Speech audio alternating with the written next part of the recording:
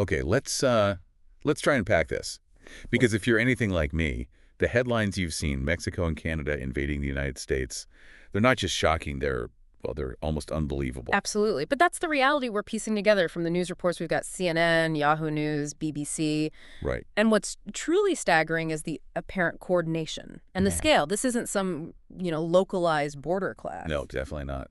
The initial reports, they point to a highly organized, multi-pronged assault Yep. aimed at strategically significant parts of the country. Exactly. So our goal here in this deep dive is really to move past that initial shock, try to get a clearer picture of those first critical hours and days. Mhm.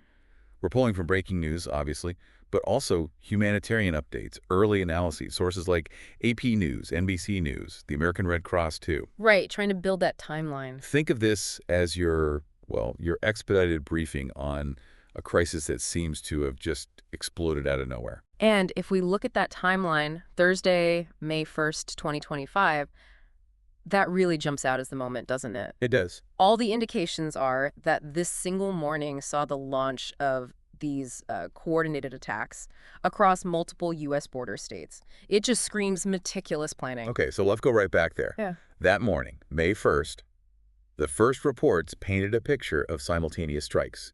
What did that initial assault actually look like on the ground? Well, the early reporting from CNN, Yahoo, BBC, it confirms that Mexico and Canada both kicked off attacks pretty much concurrently. Right. This wasn't sequential. It was a deliberate, two-front offensive from the get-go. Okay, let's start with the South then. Texas seems to have been Mexico's primary focus. Yeah. And the justification they gave, well, it's steeped in history, isn't it? Yeah, very much so. According to CNN and others, Mexico is framing this as a reclamation of sovereign territory, going back to 1848. Right. Tapping into really long-standing historical narratives, it shows how, past grievances can suddenly become justification for present-day conflict. And this wasn't just talk, was it? The Pentagon confirmed a full military occupation of Texas by Mexican forces. That's a huge escalation. It really underscores the ambition here and the scale of the Mexican operation. CNN detailed strikes targeting key cities like Houston, San Antonio, El Paso, Okay. and focusing on critical infrastructure, skyscrapers, energy facilities. It looks like an attempt to just rapidly cripple Texas economically and strategically. And the symbolism. The Mexican flag reportedly raised over the Alamo. CNN reported that widely. That's hard to ignore. A very powerful, very provocative message, yeah. And this whole operation, it seems, was under the command of a General Alvaro Dominguez. Right, having a name like that attached. It points to a structured military operation, doesn't it? Likely sanctioned right from the top in Mexico. This isn't some rogue militia. It looks like a state-led invasion. Okay, so let's turn our attention north then. What were Canada's initial moves in this unprecedented attack? Reports from various outlets say Canadian forces breached the U.S. border in Montana, North Dakota, and Vermont. Okay, multiple points there. Yeah, and their targets seem strategically chosen. Military installations, radar posts, communication towers. The goal there was probably to degrade U.S. defenses, intelligence gathering, that sort of thing, along the northern border. And it wasn't just ground troops, right? We're hearing about drone fleets and cyber attacks. CNN and Yahoo mentioned those. Exactly. That suggests a pretty sophisticated, technologically advanced, and coordinated attack. Using drone fleets, for instance, that points to an ability for widespread surveillance, targeted strikes, maybe without risking manned aircraft early on. And the power grid shutdowns Minnesota, upstate New York, also widely reported. That just further illustrates this intent to disrupt civilian life, create widespread confusion. It's a multi-domain approach. Yeah, hitting infrastructure, military, cyber. Right. Then there's this almost surreal situation in Canada itself. Yeah. Prime Minister Marie Langford apparently missing. Unconfirmed coup reports. And this weird Coalition North logo showing up on state media. CNN reported that. What do we even make of that? Internal chaos happening at the same time as an invasion. It raises huge questions about what's happening inside Canada, doesn't it? Yeah. The PM missing, no clear government voice, this Coalition North thing popping up. It strongly suggests an internal power vacuum. Or a struggle. Could it be? I don't know, separatists? Yeah. Or part of the military? It's really unclear from the initial reports, but that internal instability adds this highly unpredictable element to the whole conflict. It's going to massively impact how this unfolds, surely. It's just volatile. So, okay. The U.S. is facing coordinated attacks, two fronts.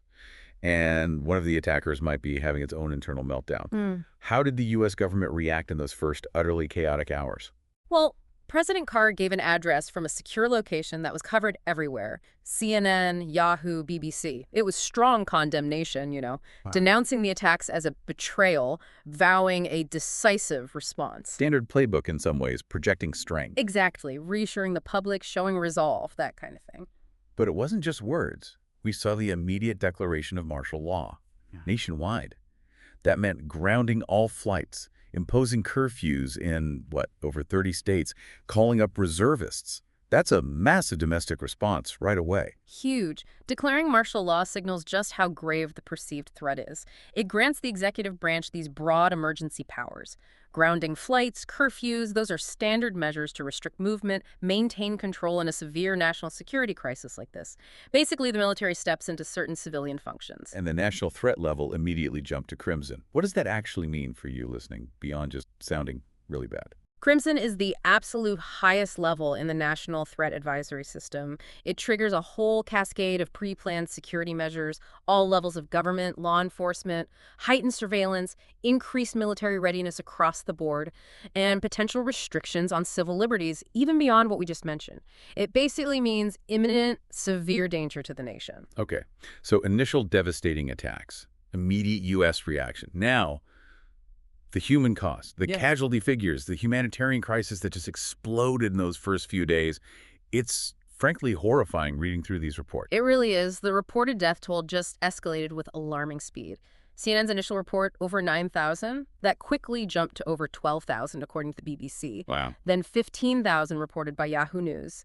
And tragically, by day 2, CNN's update was over 18,420 fatalities. Just the speed of that climb is terrifying. It's deeply disturbing. And the number of injured is also staggering.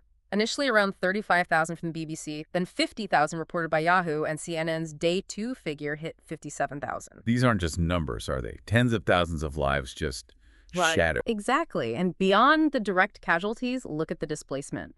The BBC reported over 500,000 people forced from their homes initially. 500,000. That surged past 1 million according to Yahoo News, then 1.5 million by CNN's Day 2 report, and AP News on Day 3 put it over 2.1 million. 2.1 million people displaced inside the U.S. A massive internal migration happening incredibly fast. It's easy to get lost in the number, but just try to imagine the stories behind those 2.1 million people, families ripped apart, lives completely upended. It's heartbreaking. And where are these people going? The sources mentioned shelters just being overwhelmed, school gyms, community centers, churches. AP News and the Red Cross really highlight the strain. The sheer scale of displacement is putting immense pressure on local communities. Their ability to provide even basic necessities. AP News detailed how supplies of food, water, medical aid were just rapidly running out in those first days. It's a textbook humanitarian crisis unfolding right here. Plus the damage to critical infrastructure you mentioned earlier. Power outages, water treatment plants compromised, transport networks damaged. AP News outlines these far-reaching effects. And that creates a cascade of problems, right? Power outages cripple everything: hospitals, communications, damaged water treatment. That raises the risk of public health emergencies. And broken transport links. That hinders aid delivery, complicates evacuations further. Yeah. And the healthcare system itself, obviously under immense pressure. Reports of hospitals full, field hospitals being set up frantically. AP quoted a Dr. Rodriguez in San Antonio describing the situation as dire. Exhausted staff, desperate need for supplies, support. It just underscores the immediate crushing pressure on the medical community. And it's not just physical injuries, is it? AP News also flagged the mental health crisis already starting to emerge. Yeah, a surge in anxiety, depression, early signs of PTSD. This is going to have profound, long-lasting psychological effects on people. There was a doctor in Guyan mentioned in Vermont talking about the overwhelming need for mental health support already. It's a critical, often unseen part of these crises. Amidst all this devastation, the American Red Cross launched a nationwide mobilization. Their statements show they're trying to provide a crucial lifeline. Absolutely vital work. Setting up emergency shelters, getting out essential supplies, providing medical help, urgent calls for blood donations. It's a critical response. And their support for military families, too. That's a specific, deeply felt need right now. Okay, let's shift focus slightly to the broader international picture. The escalating tensions in those initial days. President Carr's warning of potential nuclear retaliation on day 2, that sent shockwaves, didn't it? That statement marked a huge and frankly dangerous escalation. And the confirmation of DEFCON 2, that puts the world on heightened alert. It signifies a very real increased risk of nuclear conflict. DEFCON 2 is just one step away from. For maximum readiness, essentially nuclear war footing. Yeah. And the reported movements, B-2 bombers, ballistic missile subs moving, as CNN detailed, those are tangible signs of this elevated nuclear posture. It's sending a very clear signal of U.S. military readiness. A terrifying signal. And what about the actual battlefield situation on day 2? Reports suggested Texas was still largely occupied, Austin under siege, the Alamo being used as a forward base by Mexican forces. Yeah, it painted a grim picture of continued territorial losses for the U.S. and the fact that civilian evacuations were reportedly interrupted by airstrikes in San Antonio. That just highlights how dangerous and chaotic things were on the ground in Texas. And local militias forming. It suggests a desperate resistance, maybe, but also perhaps a breakdown in centralized command, people taking matters into their own hands. Up north, the situation also sounds critical. Canadian forces advancing into Maine, Detroit on high alert, drone strikes even reported in Buffalo, according to CNN. It suggests the Canadian offensive wasn't just contained to those initial border spots. They were actively pushing deeper, hitting strategically important locations inside the U.S. Okay, so the fighting's intensifying, nuclear threat is on the table. How did the rest of the world react in those first couple of days? It seems complex. That's putting it mildly. The UN convened an emergency session, sure. But NATO's reported silence, or maybe deadlock CNN and others mention this, that's quite telling, isn't it? Yeah, Article 5 is supposed to be triggered when a member is attacked, right? What does their inaction mean? Well, it raises serious questions about the alliance's cohesion, its ability to respond when a major member like the U.S. is under attack like this, and the lack of immediate military support offered by European allies is also very notable. Worrying for the future of that alliance, maybe. It certainly underscores potential divisions, yeah, and raises concerns about its effectiveness going forward. And the other big players? China, Russia, what was their take? Their initial calls were for measured diplomacy, as reported, which hardly sounds like a strong condemnation of the invasion, does it? No, it sounds cautious, like they're waiting to see which way the wind blows. Exactly. It doesn't explicitly endorse the invasion, but it definitely doesn't condemn it outright either. It suggests maybe a cautious approach, perhaps seeing an opportunity to exploit the situation for their own advantage down the line.